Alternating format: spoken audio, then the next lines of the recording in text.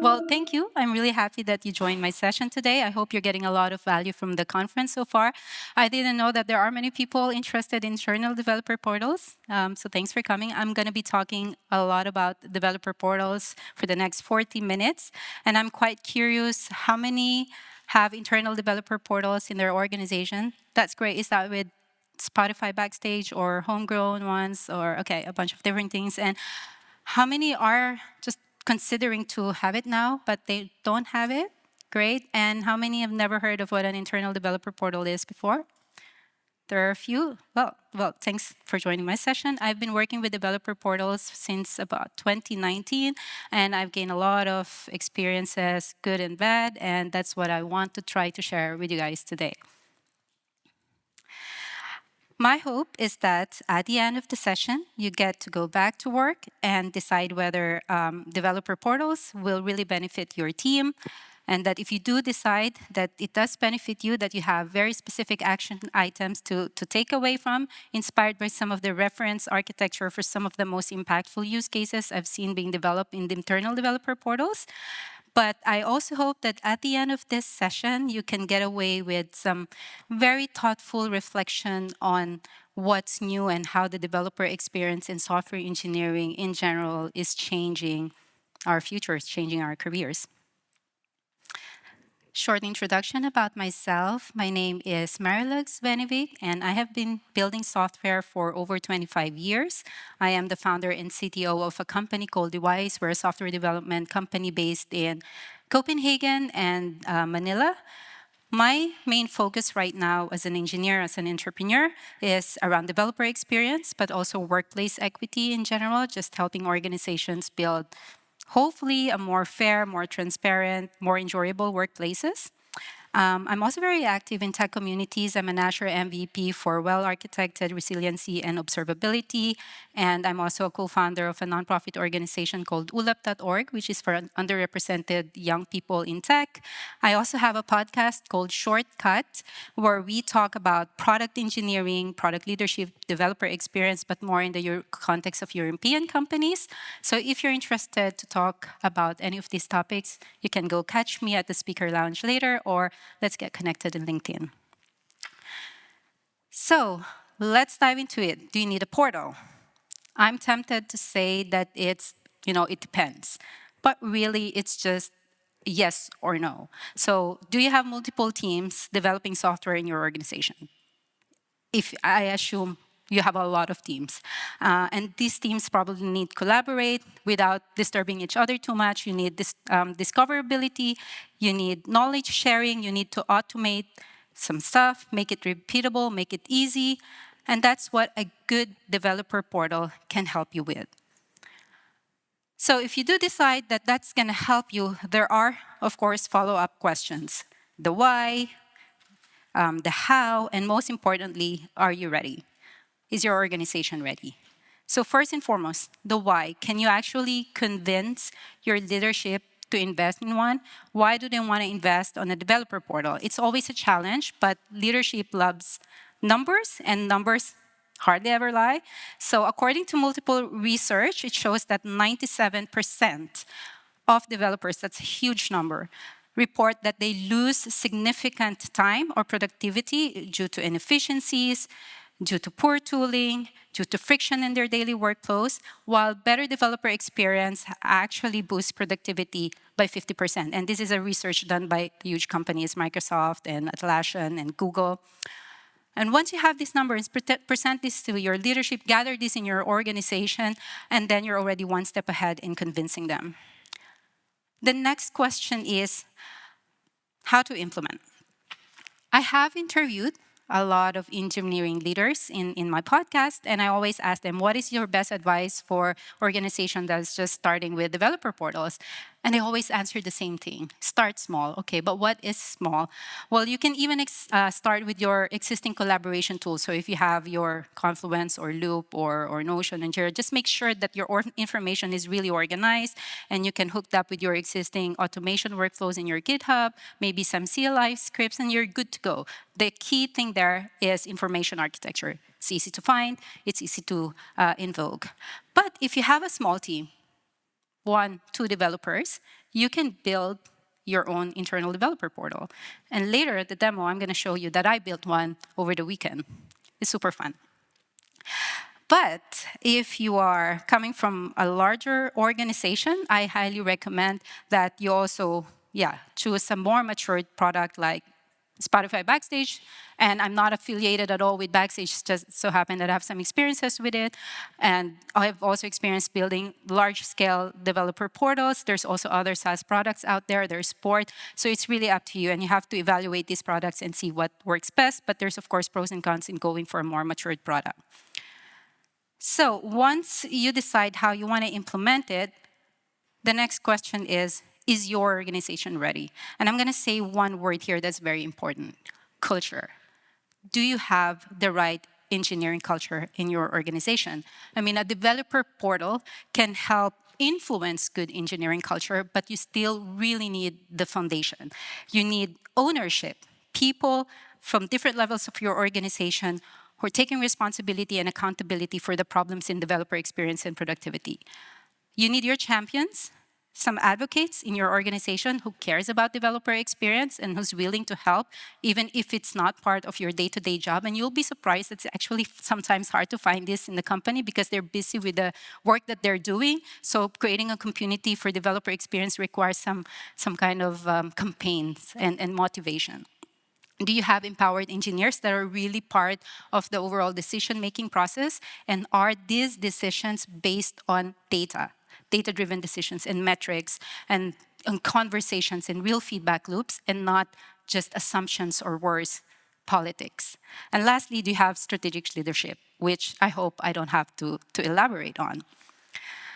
So those are the basic steps. Convince your leaders, start small, and start building a good engineering culture, and you're ready to roll.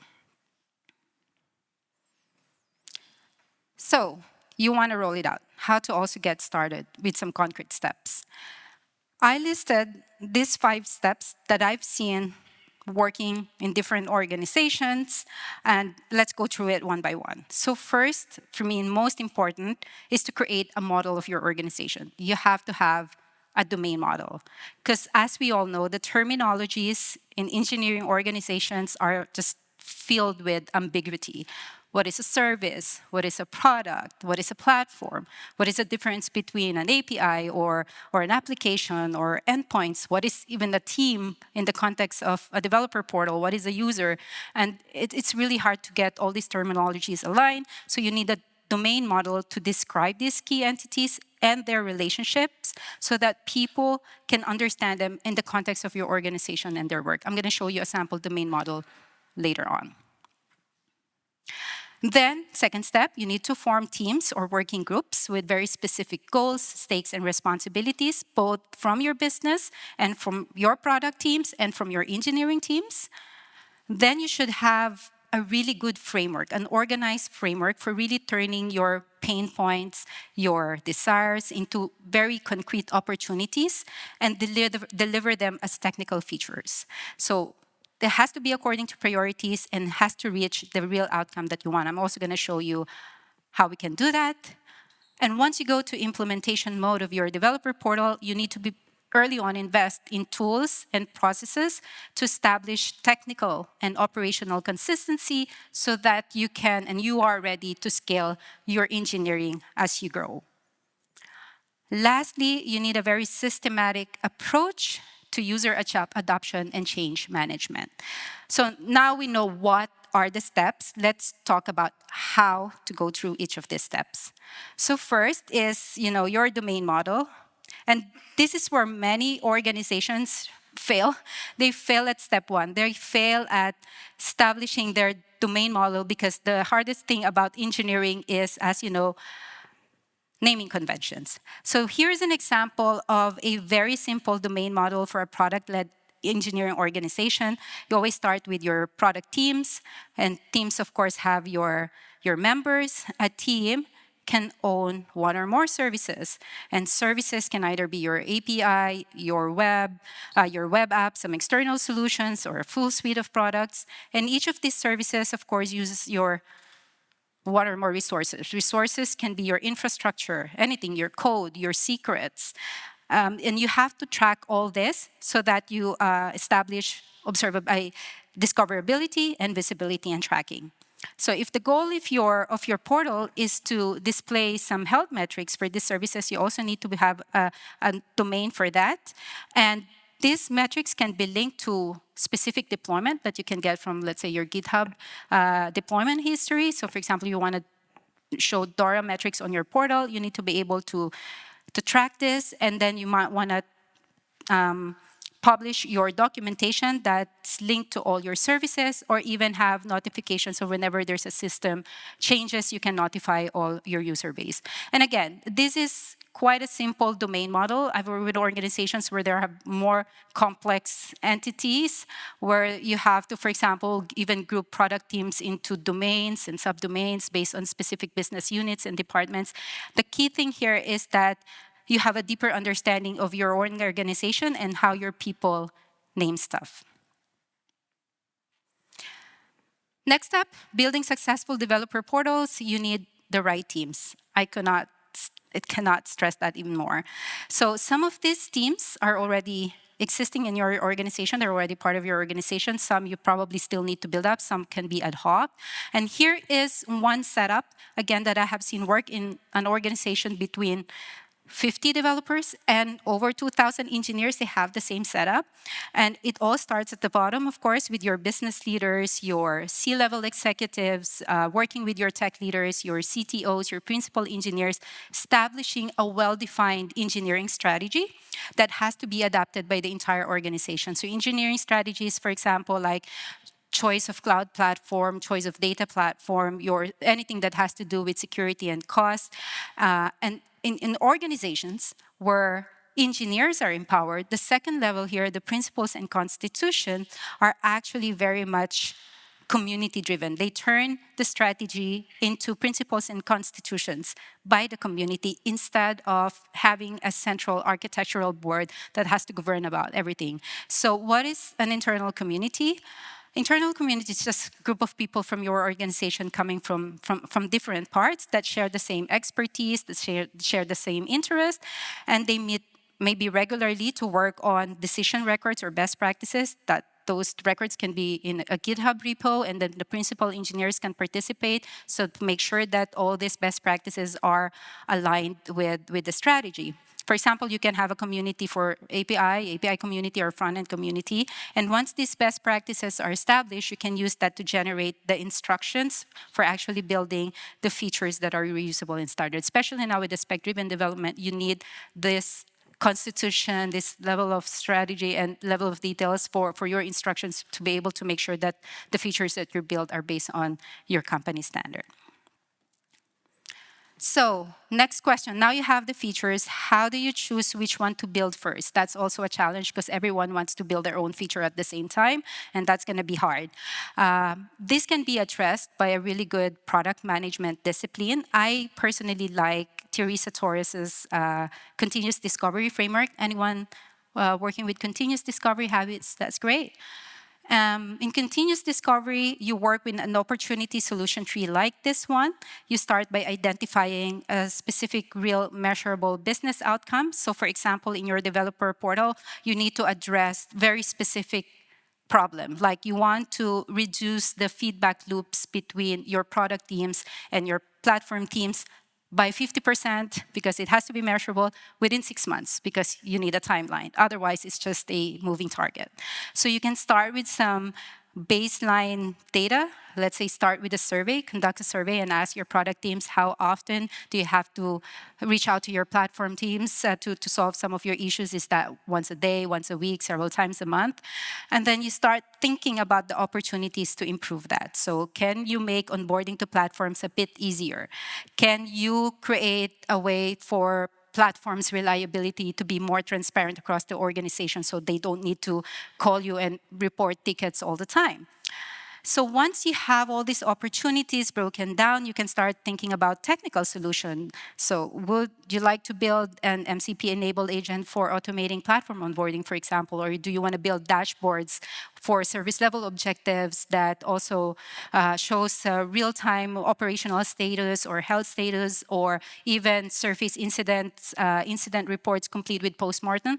But before you spend a lot of time engineering these tools, you have to make sure that they are well researched, experiment with your user base, create some mock-ups, and then get some feedback. And then that's the only time you start building. Because I've seen far too often companies starting a developer portal, installing Backstage is very easy, and then suddenly they start building features, and only to realize after 6 months that the features that they built actually do not translate to a specific business outcome. And then leadership says, okay, let's cut the budget for that, which is not good. All right, speaking of building faster, scaling your engineering team, another key to success for developer portals is inner sourcing. And I've seen this work time and time again. But inner sourcing in your organization has its own challenges. You need very clear guidance, reusable patterns, reusable components, and make sure that these reusable patterns and components that you built for your contributors is not in itself a blocker or cost of delays. Otherwise, your contributors, your engineers are going to be even more frustrated, and you will lose their trust. And in developer portals, your engineers are your heroes. They need to be happy. If they're happy, there will be signs, and vice versa. So this example of this structure here, you have the monorepo owned by a core portal team, managed by the portal team, and then you have other engineering teams from maybe a product team or platform team contributing using some boilerplate codes, some reusable components for your UI, for connecting your APIs, for authentication, for RBAC, observability, anything that's cross-platform that they don't have to build themselves because you deliver that as part of the core team or platform team.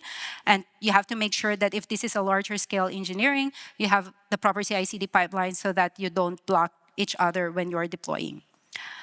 One thing that you need to be aware of and be careful of is if you have a core internal developer portal team, is that as you grow, suddenly that core team becomes a bottleneck because suddenly they spend all their time answering support tickets from your fellow engineers. And I've seen that happen. So in our team, for example, we always have a designated shield engineer once a week, but I understand that some teams are smaller and can do that, so I highly advise that you spend some time again with very good automations and good documentation from the get-go, so to make sure that once you scale, you have more of the engineering teams contributing, that you can support them and you not become a bottleneck. Or start a community for developer experience where all the contributors can share ideas and help each other. Lastly, you would most likely want to drive adoption. And how do you drive adoption and behavioral change? You need to use numbers and pictures. You have to show and not tell people what they get out of using your developer portal. And there are different metrics that you can use based on your audience. There's metrics importance for your developer portal contributors. There are metrics important for the users of that developer portal. And there are metrics that important for the business so that they keep investing on them. So here are some of the metrics that I've seen work in several organizations. Metrics for contributors that they find very important for them. Number one is, tracking increase in service usage. So after they have developed a capability or a feature self-service on their developer portal, have you started tracking if there are now more users on their platform, which is also important for them. Document hits, if you're exposing your tech docs, do track how many people are actually reading the products or platforms documents. That's also very important for them so that they can improve their documentation. And also, you can track if there has been a reduction in support requests and incident reports after they have maybe deployed a self-service tooling in the developer portal. What's important for users? We found out that it's very important for them to track whether a developer portal has lessened the time for them to find information. Has it become quicker? It's also important for them to see or to visualize if the time to complete their task has also lessened. It's kind of tricky to do, but there are ways using telemetry, using usage analytics on the portal, and you can see if the time they complete some actions like workflows has improved over time. Ease of connecting with colleagues actually is also important. Are they finding the right people to talk to help them solve their problems through the portal? And what are the metrics that are important for the business? Again, does the developer portal have real business impact? And these are some of the metrics. Has it shortened the lead time for digital products to go to market? Has it increased the developer productivity, as evidenced maybe from your employee surveys? And lastly, has it lowered the engineer voluntary attrition rate? So you actually see that you retain top talents after you've improved developer experience and implemented your developer portal. Invest some more time analyzing these metrics, and you can see organic growth. So let's look at some reference architecture of some impactful use cases for developer portals. This first one is an architecture for a self-service cloud enablement and role-based access control for Azure. This is actually just part of a feature of a custom-made developer portal for a large enterprise that has about 5,000 engineers at that time. I think they have grown. And this is a process that used to take days, cloud enablement, creating subscription, ordering Entra ID and such. It used to take days, if not months or weeks, because they have to go call ServiceNow, get some tickets, reach out to the Entra ID team, reach out to the cloud team. So it was just like painfully slow. So they decided to develop a developer portal based on React.js for frontend and ASP.NET backend and running on Azure microservices with Azure Function. And the whole idea is that a product team can go to the portal and register their product, and then a bunch of parallel operations happen behind the scene, like it creates your subscription on Azure for prod and non-prod environments. It creates or links some default resource groups based on blueprints and landing zones, and then it can configure the automatically product team's Entra ID, which is used to manage the team membership.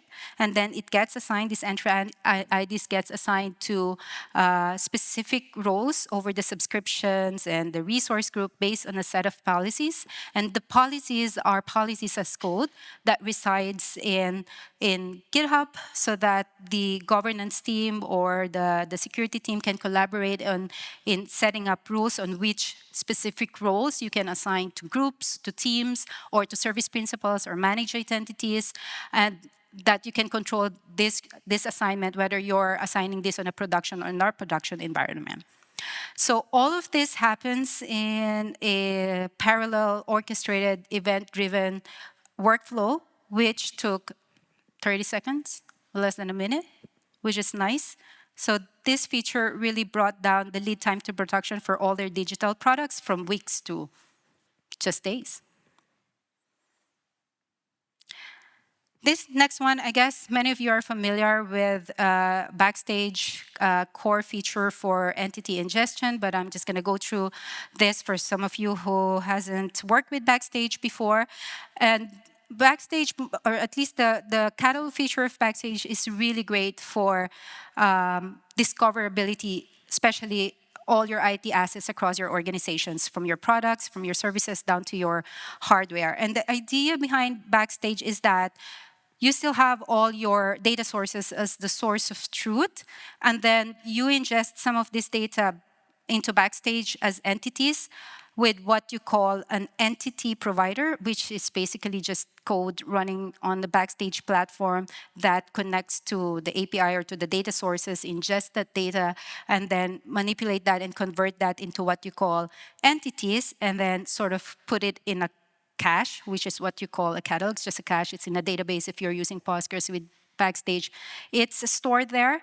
And once you have all these entities ingested, you can use the specific features for accessing your catalog. You can do search. You can visualize a relationship graph. So for example, if you want to ingest all your entities from your Entra ID, like your identities or app registrations, and then be able to link that ownership to specific product teams for visibility, you can ingest them, all your cloud resources down to the nitty-gritty resource. For example, if you have an AKS, you can ingest all the data underneath that, and you can even ingest, if you have a metadata or API for your internal ITs, for your servers, for your storage, for your on-prem devices, you can also ingest that, link that to product teams, and then you have a really nice visibility of your relationship graph.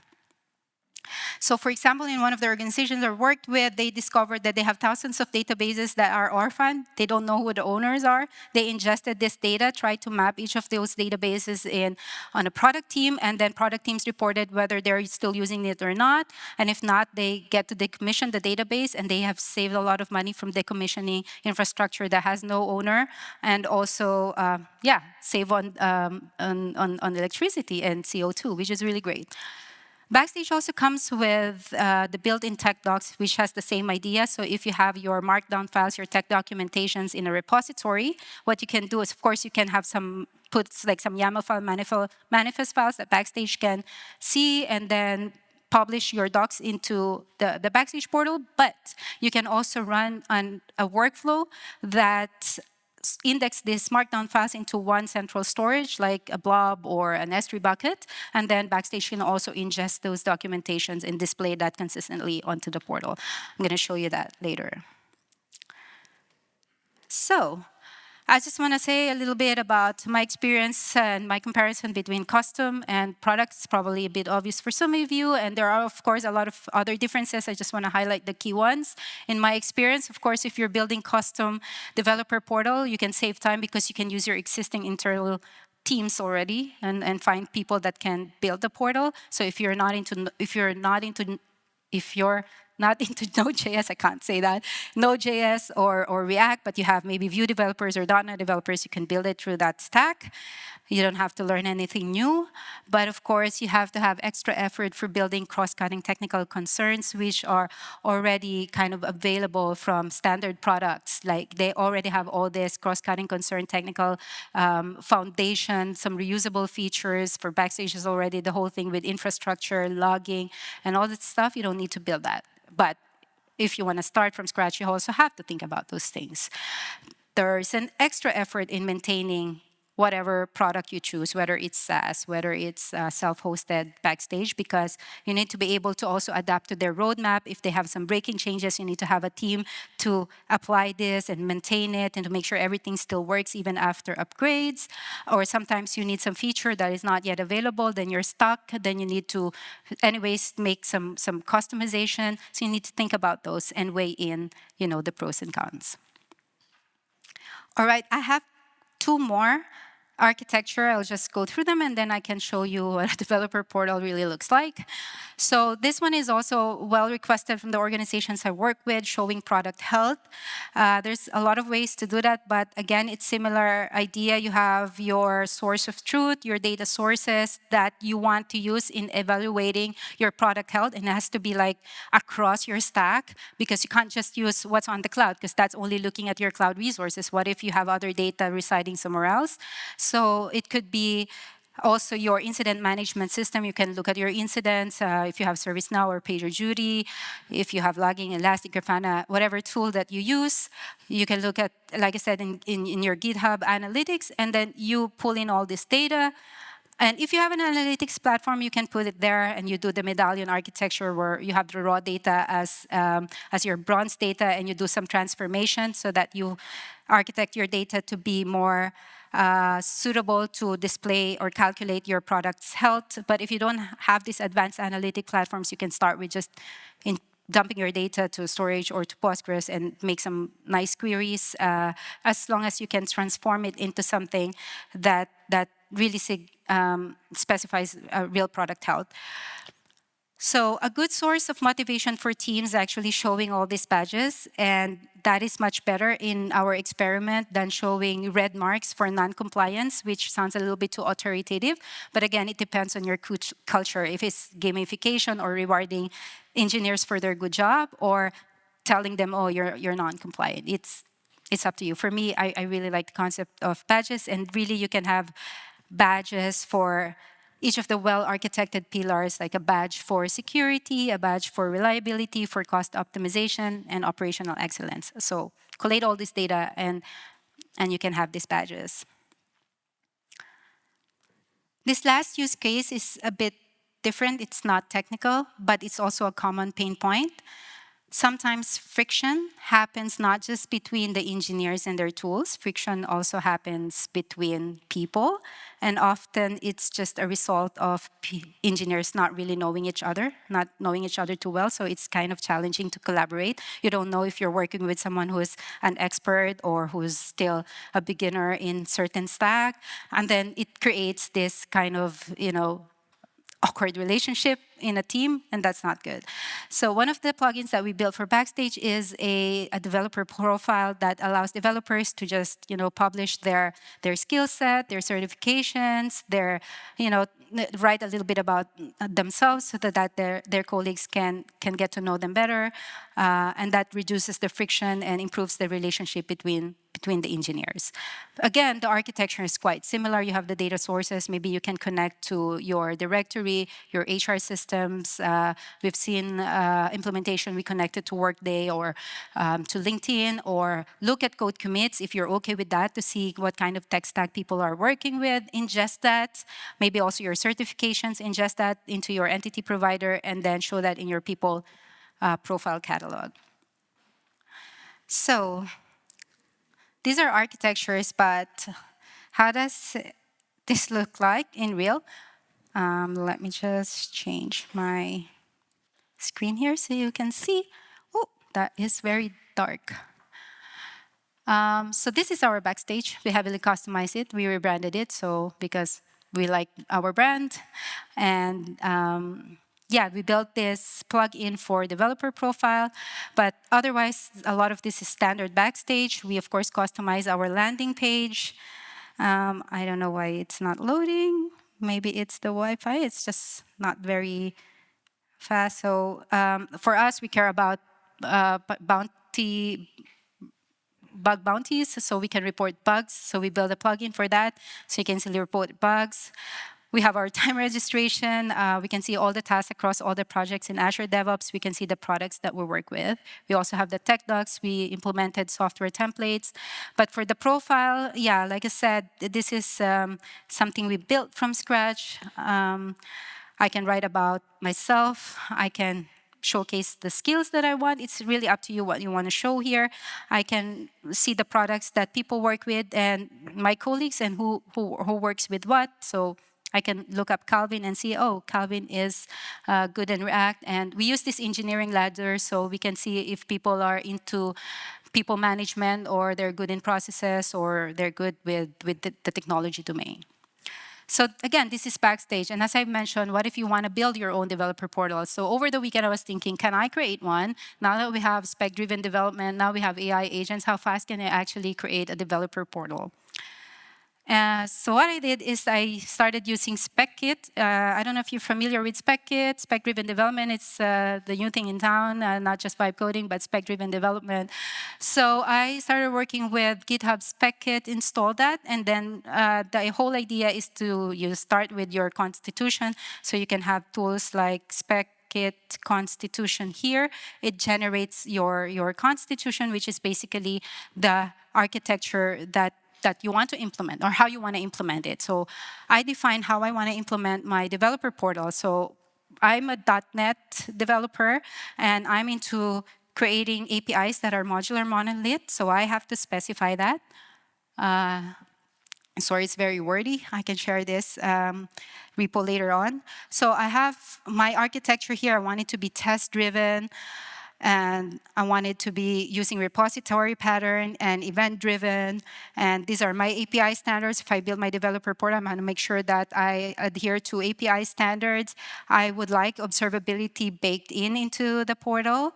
And security first, of course. And I work with Keycloak a lot, which is an open source identity management system. So I want to use that out of the box, so I don't have to think about what kind of identity system to use. So basically, I just define my architecture here, or I let the spec kit define it, and then I went in and modified it according to what I want.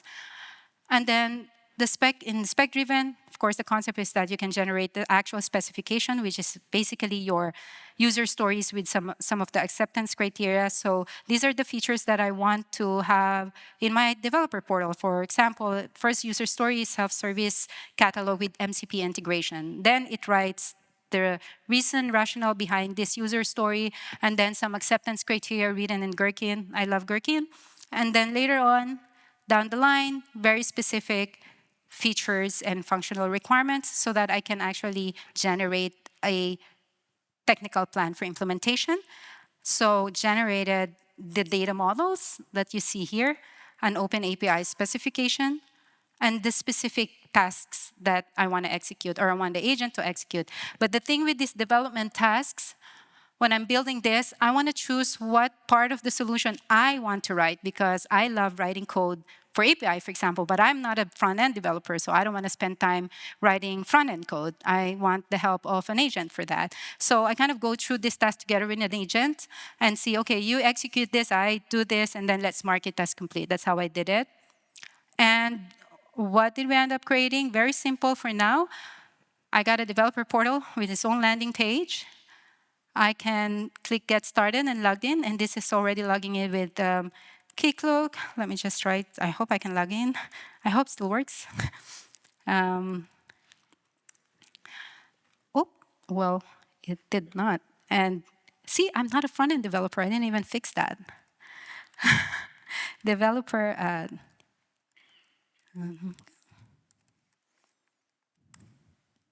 Yep, so once I log in, I get this nifty dashboard. I can see all the services in my team, the teams that I work with. These are the services. I can filter that by, my REST APIs, or I want to find the web app that I work with. I want to register a service. For the interest of time, I'm not going to register one now, but I'm sure that worked. I can also create teams, and if I go to teams, I can find the teams. For example, this is my DX teams, and I can see some statistics about these teams, the services, some of the members. I worked on this one last Sunday, several hours, and I have all these things, and I'm going to continue working on it, maybe spend 1 or 2 more days to get the documentation running. But I also worked on creating a model context protocol enabled tool so that I can use my AI agent like GitHub Copilot to interact with my portal. So you can see it, I created in the back end, there is an MCP server running here, and I have a couple of tools. And in Visual Studio, you have this mcp.json, so you can register your MCP tool and can debug it locally. So what it does, if you go to GitHub Copilot and you go to configure tools, you can see your tool here. So what does it give me? If I go and say get service, like HR, again, I hope it works. It should find the MCP tool that I have built, and then it will ask me if I should allow that to run that tool. And if I say allow, then it's gonna connect to my developer portal API, which I just built in a couple of hours, and return that data. So this is a very simple scenario, but it gives me, a lot of imagination of what can I do with it. Like if I want automated onboarding to a portal, or registering an API, or even connecting to an API directly from my code. I don't need to do context switch. I can just do it from the agent of choice and build a tooling like that. So there's a lot of things that we can do. The software engineering world is changing, and we need to adapt. So before I wrap up, I want to share some of these very specific actions that you can take away with.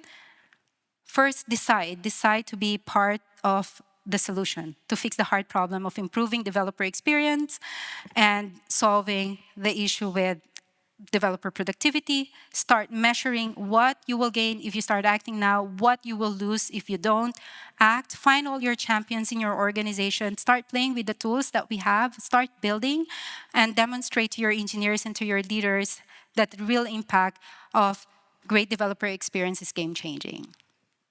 That's it. Thank you so much. I hope you learned something new today.